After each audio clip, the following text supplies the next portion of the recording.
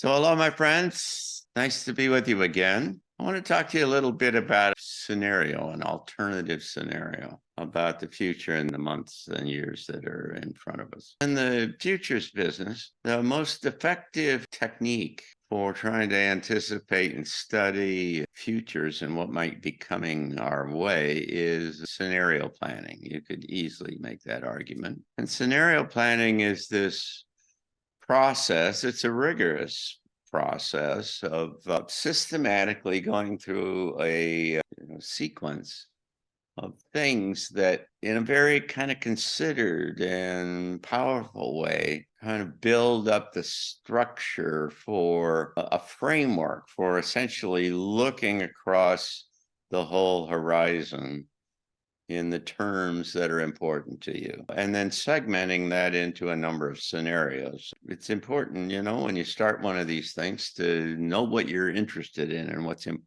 important to you or your organization. Because if you generate scenarios about what you're going to have for lunch next week, then it's not that important. And so you got to get this thing focused. And so you go through an initial kind of process of structuring the driving forces and the predetermined elements and a number of other kind of things associated with the subject matter that you're interested in. And then through a variety of different ways, you can approach it. They have deductive and inductive and abductive scenarios, the different kind of mechanisms by which you come to building a kind of a coherent picture, a future that is based upon the things that are important to you. All right. And so in the business, you do about 4 or 5 of them at the most. The problem is if you get too many of them, that it gets too complicated. And in kind of human terms, you can't effectively manage the whole thing and keep all the variables in mind. And so that's kind of the basic kind of process. And there's a principle associated with scenario planning, and that is that you do not generate priorities or anything like that around these things, probabilities. You don't do that, because when you do that, if you try to build some kind of a framework for doing probabilities and say this one could be at 5% and that one's at 25% and that one's at 50% and whatever, then you're going to sit there and focus on the 50% one because you say that's the one that's most likely this, and that then sets you up to be blindsided and be really surprised, because you didn't see the one coming that you had decided really wasn't going to happen.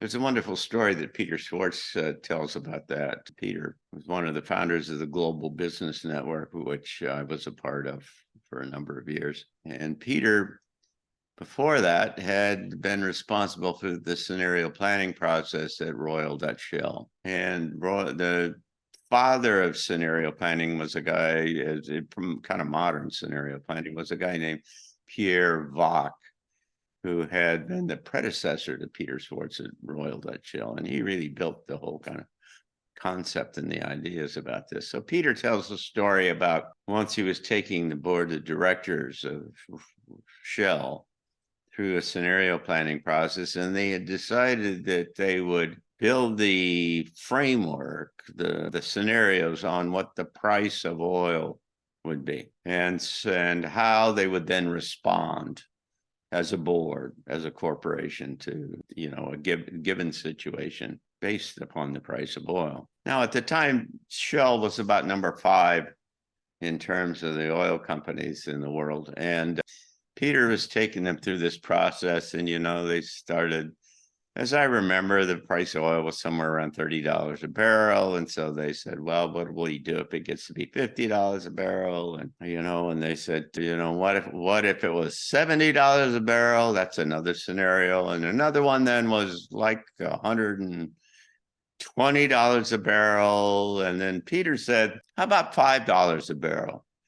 And they all poo-pooed it, and they kind of laughed at him and said, oh, this is stupid. It's never going to be $5 a barrel. And Peter said, well, just kind of be kind to me here. Let's just go try this one and see how it works. And so they did $5 a barrel, and 50 and 70 and 120. Peter then tells a story that, as you can imagine, if you're out in front of me here a little bit, he tells a story that then sometime later, 6 months, I don't remember when it was, the price of oil literally went to $5 a barrel. And he said, we had we had the shortest board meeting in the history of Royal Dutch Shell, because we had anticipated exactly what we would do if the oil went to $5 a barrel, and they bought out all of the leases in the North Sea, and they overnight turned themselves into the #1 oil company in the world, because they had considered all of this full spectrum of possibilities. And that made the case very strongly, in my mind at least, that you really can't prioritize things because you get fixated. I've talked about the military term called target fixation, and where in an airplane you get focused on the target on the ground, and you get so focused that you forget to pull up, and you merge yourself with the terrain. And that's what's easy to do when you're doing kind of strategic planning, and particularly in our case, looking forward into a world that's very uncertain and that has the possibility of any of a number of kind of possible scenarios. And that's kind of concept has been kind of idling in the back of my mind for a couple of years, because this group and others that I've been involved with have tried to kind of systematically look out into the different kind of possibilities and the scenarios associated with this largest change that has happened in kind of recorded history. I mean, we're into something really big and really quite profound. And problem with that kind of a process, and it's always the problem when you're trying to take a group of people out into the future, is that they don't know anything about the future. All they know about is the past. And so they bring the baggage of the past into the room with them, and that becomes the basis on which they they do all their evaluation, all the decision making, and all of the ideas are all kind of derivatives of the, if you will, the limited kind of experiences and the patterns and such that are recognizable. And so you have to go through a process when you're taking people into this space of convincing them that they really just need to let go of all their preconceived notions about things. And you got to really get unglued and be willing to kind of really brainstorm and work yourself out and forget about the basic assumptions about what you've learned about how this world presently works. And so when you have that kind of in your mind, and you know about that mechanism and that process, then what you do, or at least I do, as you spend the last couple of years thinking about all these things, you're always sitting in the back of your mind saying, what haven't we thought about? What's in here that could really kind of surprise us and kind of eat our lunch, if you will? Show up and you never thought about that one, and now you're running hard to try to stay ahead of it, and you're out of time and money and ideas and getting afraid and all the bad things that happen when you get surprised. And so what we need to do here in this process of trying to anticipate where the world is going and who we're all going to be in this new human in this new world, we don't want to get target fixation. We don't want to get fixated on assessing what's on the horizon exclusively in terms that are familiar to us, because that's the natural thing in which we'd all do. And so we kind of work the edges of our paradigm box that we're in, and we think we're really near the edge, out of the box, but we're really not out of the box. We're working the edges, the outside edges of the box, and it's more than most people would, but you nevertheless are still using the same kind of logic and this assumptions and the same physics and the same, astronomy and everything in the same kind of way. And so, well, I was thinking about this, and I'm in the middle of reading the second of the Barbara Marciniak's books. Barbara Marciniak, you may know, is best known for channeling the Pleiadians, this group from the Pleiades. And she wrote this book. This is called Path of Empowerment. It's her second book. And it was written in 2004. And I want to just read a couple passages to you to set the stage for talking just a little bit about some possibilities that, most of us have not thought about or considered, certainly in any systematic way. So she's talking about the fact that there are these cycles of influence, and there are these waves of energy that are coming out of the center of the galaxy. And she describes them as some cultures force the nanosecond. She's equating this period of time we're living in as a nanosecond.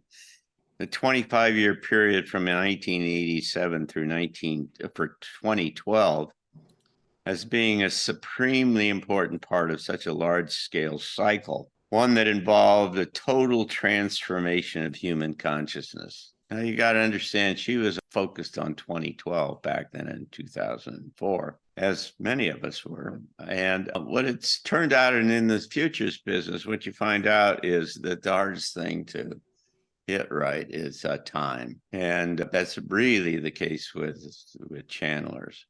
They can get really great ideas, or psychics for that matter. They get really great ideas and find out stuff, but getting time is really right. And so it doesn't bother me at all that they were all fixated on 2012 and the whole thing is slid. And now we find ourselves in the middle of it, at least, 10 or 15 years later. And so she says the nanosecond would show the way out of a long prevailing state of self-imposed ignorance and confusion into the onset of a golden epoch of human transformation. She said it was known that they the humans would transform themselves through purifications, initiations, and great spiritual tests as their world appeared to break apart at the seams.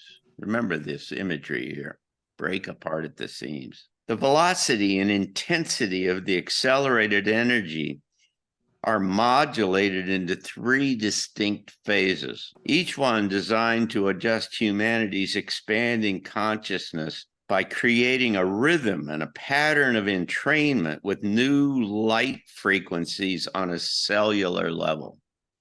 You got that? These waves are coming one after another out of the center of the galaxy, and each one kind of piles on top of the one before, and it affects us at the most fundamental level, cellular level. As energy continues to accelerate, the time span between one crisis and the next grows shorter and shorter.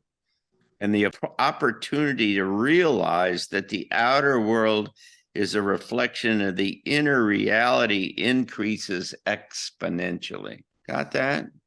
Does that sound familiar at all now? The crises are getting one piled on top of another, coming faster and faster. And the important kind of point there is that this outer world is a reflection of the inner world reality, and it increases, that understanding increases exponentially. In this larger framework of reality, a crisis can be thought of as a meeting of the minds at the crossroads of opportunity, a juncture where you recognize exactly where you are and consciously choose the best possible outcome for where you are going. Do you see that? How you twisted there from being passive to being active, to saying, instead of just experiencing and here it comes, but you turn and you grab it and you run with it and you drive it yourself. During this period, you are being altered by a steady, tempered increase in cosmic radiation that is assisting you in acclimating and adjusting to the immense changes in consciousness that you have come here to claim. The actual purpose of this acceleration is to teach you and all of those who participate about embodying cosmic law to overcome a tyranny of destructive behavior.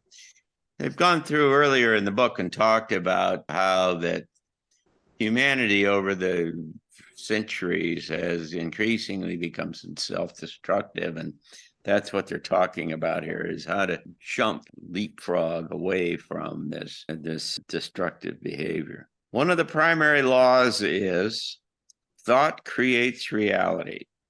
As everything continues to go faster and faster, this becomes a self-evident teaching as what you think materializes with greater and greater speed. As the energy accelerates, a natural internal process works in harmony with inner and outer forces to assist you in integrating the change in energy. You have chosen to be here at this time when thoughts will be recognized as tools for creating and manifesting reality into form. To be able to proclaim, I was there, I lived it, I did it, I began to design my life according to my own well-conceived intentions, is a noteworthy achievement on anybody's spiritual resume. Now, what, in my mind, not only is it marvelous kind of ideas, and it's a really kind of fun synthesis of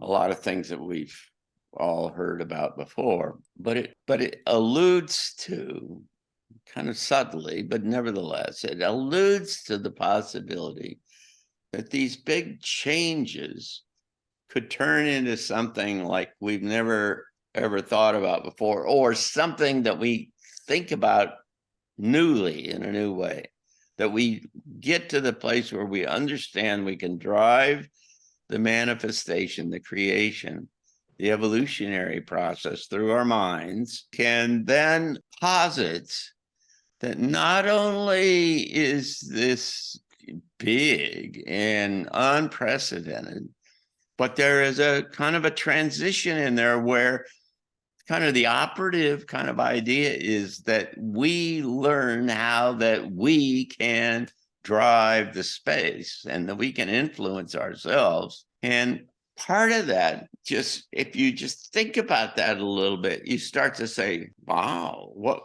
would that be like if suddenly everybody started getting the ability to start to generate whatever they wanted or whatever they thought about or something like that. You're suddenly into this space that, is science fiction land, I guess, or something. And it is very intriguing to me because when you consider this along with other kind of folks like Cliff High in particular, who is a wordsmith and who thinks about all of the words that are emerging as descriptors of what's inbound. He talks in these superlatives about what's coming here is so big you can't think about it. You can't make sense out of it.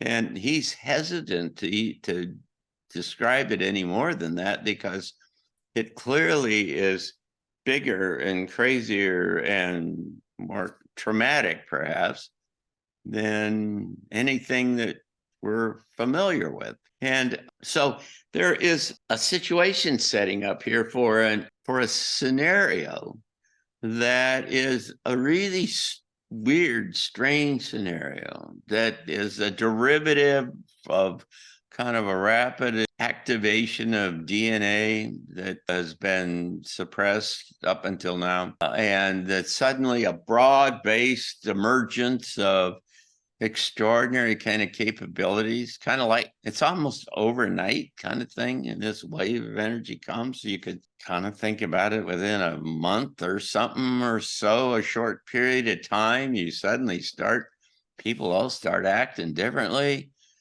And I mean, it really, there is no kind of linear precursor that kind of waves a weak signal flag or an early indicator that says that's where it's going. No, it says that it kind of just shows up. Everybody starts to think differently. And it's not just thinking differently. You figure out that you could do things that you could never do before. And then that immediately calls into question all of the social structures and the relationships and the institutions and everything that we have all base human life on this planet upon. And because it's all based upon all these presumptions from the past. And so you're suddenly into this place where that you're untethered from all of these ideas that have all been so important and kind of basic to us all. It certainly would set up the possibility and the likelihood that you could reconfigure this world rapidly in a new way. I mean, I've talked about the fact that the only way I see getting through from here to there is through capturing and utilizing artificial intelligence for the design, specifically for the design of this new world. Well, that's a pretty linear kind of idea. I mean, that's not hard to anticipate and come up with that. You can see all the AI coming up and all of the applications and the programs, and you can say, well, we ought to use that because that's important and it's pretty powerful. But something like this, to where you suddenly see whole lots of people that can suddenly do manifest things and have telepathy and extraordinary intuition and be able to get answers to complex things instantaneously without having any experience in the past with it, or I don't know what it is, but it's stuff of that scale. And the reason why it seems credible to me, conceptually at least, is because this is a new world. This is a paradigm shift. This is, by definition, this is something that doesn't work the same way that it has been in the past. And if you look at previous paradigm shifts, when you go from single cellular life to multiple cellular life, or the vertebrates and then mammals and all these kinds of things, every time one of those paradigm shifts happens, I mean, you get yourself a world that is far, far, far more complex than the one before it, and it would have been impossible to anticipate it otherwise. And so what this is a very interesting, essentially, mind game, right? That's what this book just said, is that this is about learning and getting yourself into the place where you understand and you can activate and operate it in practical terms. The fact that we can shape the larger and external reality that we experience, and we can shape who we are and everything. I told you before of Robert Anton Wilson, who's wrote this wonderful book about having spent 3 years going out and looking to trying everything possible in 3 different sectors to try to figure out how reality worked. He went out and did drugs, did everything he could in terms of drugs to essentially explore all that space. And then he went and did all this esoteric kind of magic kind of things out into that space. And then I think he did the New Age or whatever it was. There was a third one. And he writes the book and he comes to the end and he says, the answer is you can be anything you want to be. You can generate any reality that you can think. And, if that's the baseline, if that's what we find out, if that's the epiphany that shows up writ large across humanity in a short period of time, then we're in for a very, very interesting ride, because that reconfigures itself very rapidly into a whole new direction. And it, at least for those of us who are over in that space and embrace it all and go with it. I mean, it's not to say that everybody is in that space. Some people will find the change very threatening, and will really want to go into the technocracy and all of that kind of stuff. But there's a interesting kind of possibility, it seems to me, for some really profound, but really interestingly strange change that could be a part of our lives in the next decade for sure. So thank you.